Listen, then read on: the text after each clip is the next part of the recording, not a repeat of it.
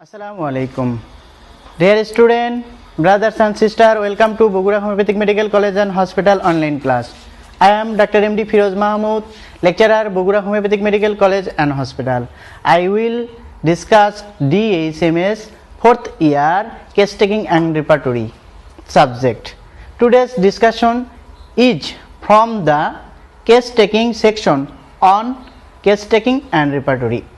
Dear student, today's highlight topic is patient interrogation.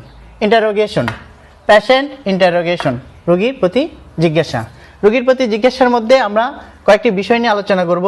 Interrogation, analysis, asking rules of assessment, ask the young patient, ask the perpetual patient, asking for epidemic disease।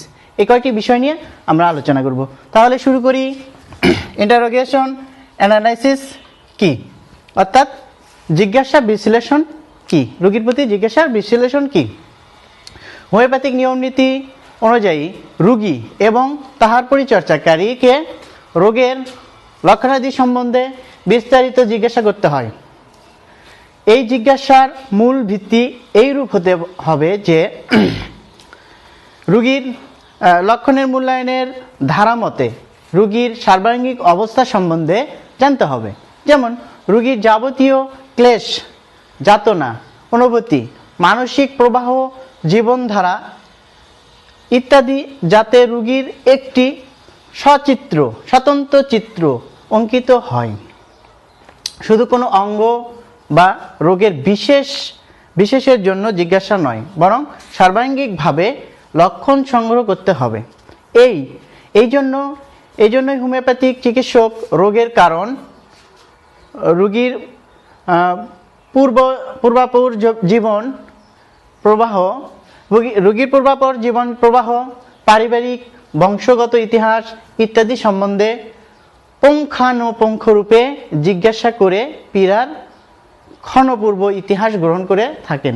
যেমন আদালতে আইন মোতাবেক বিভিন্ন দৃষ্টিকোণ হতে জেরা করে সত্য উদ্ঘাটন করা হয়।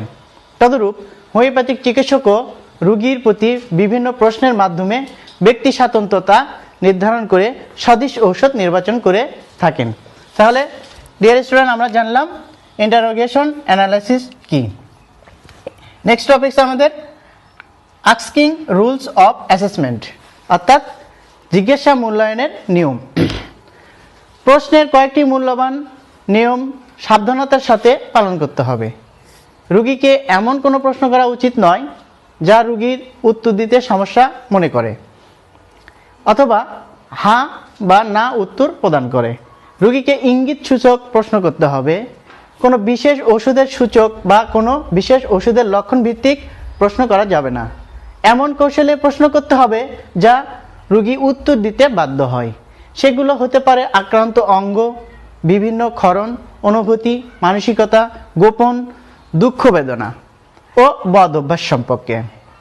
চিকিৎসক যতক্ষণ পর্যন্ত রোগীর ব্যক্তি স্বাতন্ত্রতায় সন্তোষজনক পূর্ণ চিত্র অঙ্কন করতে না পারে ততক্ষণ পর্যন্ত জিজ্ঞাসা করে রোগীলিপি প্রস্তুত করতে হবে।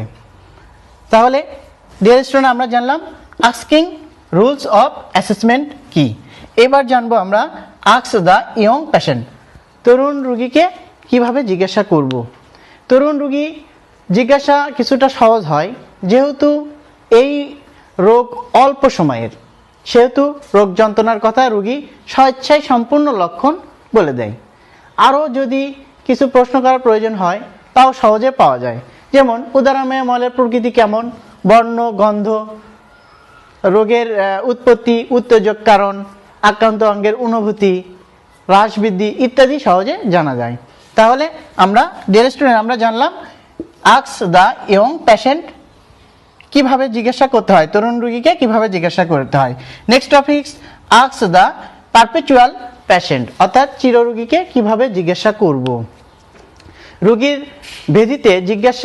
চিররোগীর ব্যাধিতে জিজ্ঞাসা বা অনুসন্ধানের ব্যাপারে চিকিৎসককে কিছুটা অসুবিধায় পড়তে হয়। রোগী বহুদিন যাবৎ রোগ যন্ত্রণা পাচ্ছে, বিভিন্ন ওষুধ সেবন করেছে।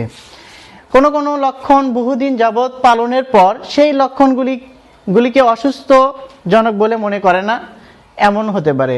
সেটা হলো কি, একটা একটা রোগ লক্ষণ কষ্ট পাইতেছে রোগী দীর্ঘদিন যাবত, সেটা থেকে ক্লিয়ার করতে করতে সে অভ্যস্ত হয়ে যায়, তখন সে তাকে অসুখ বলে মনে করে না কিংবা পীড়া বলে মনে করে না। সেই সকল লক্ষণের কারণে পরিচিত রোগ চিত্র বা তথ্য সংগ্রহের জন্য বিজ্ঞ চিকিৎসক কৌশলে প্রশ্ন করলে সমস্ত রোগ যন্ত্রণা বের করতে পারবেন।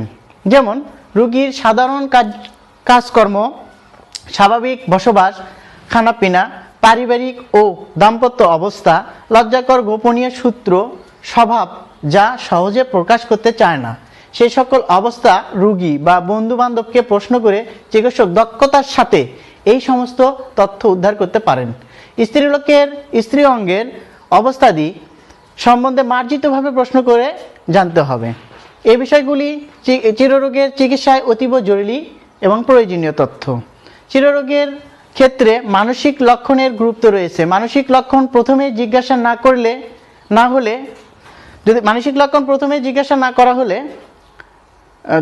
মানসিক লক্ষণ যদি প্রথমে জিজ্ঞাসা করা হয় তাহলে রোগী সন্দেহ পোষণ করবে, বিরাগের সৃষ্টি করবে। আবার সর্বশেষে জিজ্ঞাসা করা হলে ক্লান্তি, অলস্য এবং গুরুত্বহীন বশত সঠিক উত্তর নাও দিতে পারে। কাজেই মানসিক লক্ষণের প্রশ্ন কেস টেকিং এর সুবিধা মতো মধ্যবর্তী অবস্থায় করা উত্তম। ডিয়ার স্টুডেন্ট, আমরা কি জানলাম? Ask the perpetual patient. এবার জানবো আস্কিং ফর এপিডেমিক ডিজিজ, অর্থাৎ মহামারীতে কিভাবে জিজ্ঞাসা করা হয়। মহামারী রোগের সময় একটি রোগীকে প্রশ্ন করে বা পূর্বে এই নামের রোগের প্রশ্নের ওপর নির্ভর করা ঠিক নয়। পূর্বের রোগের সাথে বর্তমান রোগের লক্ষণের অনেক অমিল বা নতুন রূপ থাকতে পারে, নতুন কোনো লক্ষণ আসতে পারে। এটি অস্বাভাবিক নয় যে প্রথম একটি রোগীকে প্রশ্ন করে যেসব অবস্থা পাওয়া যাবে পরবর্তী রোগীতে ভিন্ন রূপ হতে পারে। কাজেই মহামারী রোগে কিছু সংখ্যক রোগীকে জিজ্ঞাসা করে একটি সমষ্টিগত লক্ষণ পাওয়া যেতে পারে। তার মানে কিছু সংখ্যক রোগীর সমষ্টিগত লক্ষণ যে ঔষধ আসবে সেই ঔষধই মহামারী রোগে ব্যবহার করা যেতে পারে। তাহলে ডিয়ার স্টুডেন্ট, আমরা জানলাম আস্কিং ফর এপিডেমিক ডিজিজ। এবার অর্গানন অফ মেডিসিন 234 নং সূত্রে ডাক্তার হানিম্যানের জিজ্ঞাসা সম্পর্কে ডাক্তার হানিম্যানের অভিমত আমরা জেনে নেব। রোগীর প্রতি হোমিওপ্যাথিক চিকিৎসকের অনুসন্ধান ও জিজ্ঞাসা সম্বন্ধে অর্গানন অফ মেডিসিন গ্রন্থের বহু সূত্র ও পাদটীকা রয়েছে। তার মধ্যে সূত্র নং 91 থেকে 104 এবং পাদটীকা নং 86 হতে 90 এই সূত্রগুলোর মাধ্যমে বিভিন্ন উপদেশ পাওয়া যায় এবং বিভিন্ন উপদেশ দেওয়া আছে। বিভিন্ন ব্যাধিতে কেস টেকিং এর জন্য রোগীর পরিচর্যাকারী বন্ধু বান্ধব ও আত্মীয় স্বজনকে জিজ্ঞাসা, নানা রীতিনীতি, কলাকৌশল ও বাস্তব উপমা প্রদান করে বিস্তারিত বিশ্লেষণ করা হয়েছে। জিজ্ঞাসার বাধাবিঘ্ন অপসারণের পন্থাও ইঙ্গিত করা হয়েছে এই সূত্রগুলোর মাধ্যমে। প্রিয় শিক্ষার্থী ভাই বোনেরা, আজকে এ পর্যন্তই। আবারও নতুন কোনো টপিক নিয়ে দেখা হবে। সে পর্যন্ত সকলে ভালো থাকবেন, সুস্থ থাকবেন এবং নিরাপদে থাকবেন। আল্লাহ হাফেজ।